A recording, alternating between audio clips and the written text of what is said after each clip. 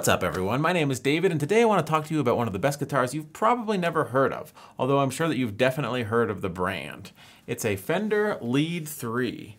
Fender made these babies for 1 year, I think, 1982. And I've heard people say, oh, I have a Lead II, but that's just not the same. Lead II is 2 single coils. A Lead I is just 1 bridge humbucker. The Lead III is the granddaddy of the Lead series with the 2 Seth Lover humbuckers. And what I value most about this guitar, it's been my #1 guitar for almost 10 years now, is just its versatility. It's a real Swiss Army tar, and I feel like a lot of that comes from these Seth Lover humbuckers. But let's get into the guitar a little bit first. This one has a rosewood fretboard, and it's a standard like Stratocaster neck. And people mistake it for a Stratocaster, but actually the body itself is a bit smaller than a Stratocaster body, which is actually nice when you're playing live because it doesn't weigh quite as much. And if you're racking up hours on stage, your back and your neck will thank you for having a smaller guitar. Now, one thing that's unique to this guitar is the switching system. There's 2 3-way switches. The top switch is neck, both, bridge.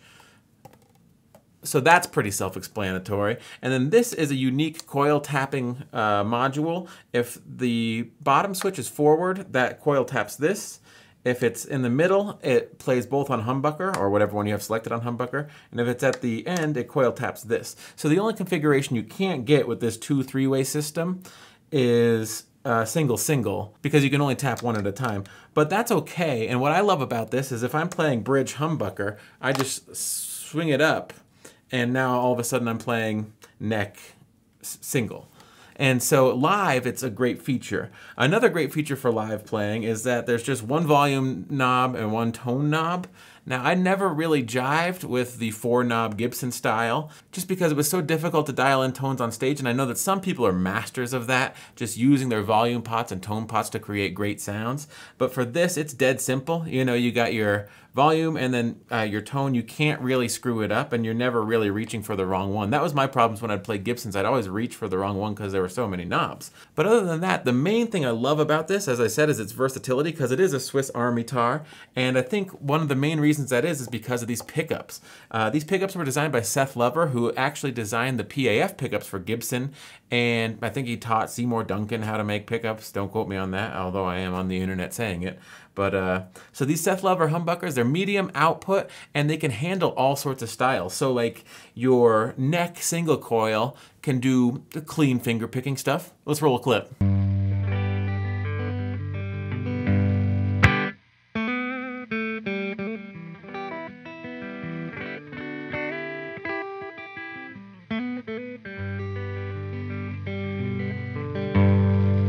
And your neck humbucker can do heavier, chunkier riff. Let's roll a clip.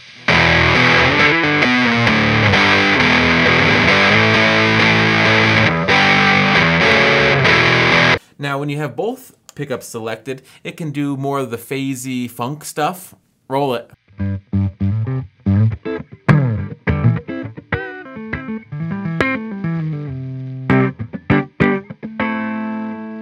With the bridge humbucker, you can do searing lead type stuff.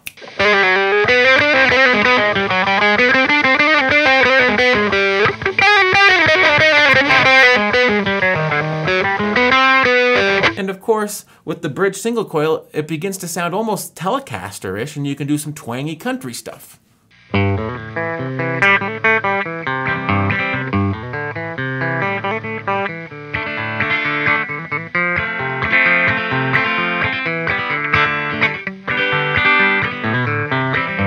So I recorded all of these clips with just an SM57 right on my guitar cab going straight into my interface. I didn't do any post-processing. So this is just what the amp sounds like with that mic setup. And I mean, you can tell that there's a lot under the hood of this guitar, a lot of tonal versatility. But what I like about it is that it plays great. And when I bought it 10 years ago, I bought it from a guy on Craigslist, and he said, it's been in my closet since the 80s. And I pulled it out of the case, and it was still in tune. That's another benefit of a road guitar, something that holds tune well, because you can have the best guitar in the world, and if it's out of tune, it's gonna sound like poop. But getting down to brass tacks, I really wanna talk about the real reason why I love this guitar. It's because I have one, and I've played it a lot. And if I picked this guitar up out of a lineup of 30 or 40 in the music store, it probably wouldn't speak to me. The real reason I love this guitar is because of my history with it. I know its quirks, I know its shortcomings, and I know what it's good at. And I know how to work it. And that's experience that only comes from 10 years of playing gigs and recordings with it. And I think that's an important thing to realize when you look at a review online. I don't know how in depth you could learn a piece of software or a piece of gear in just a week and spit out a video.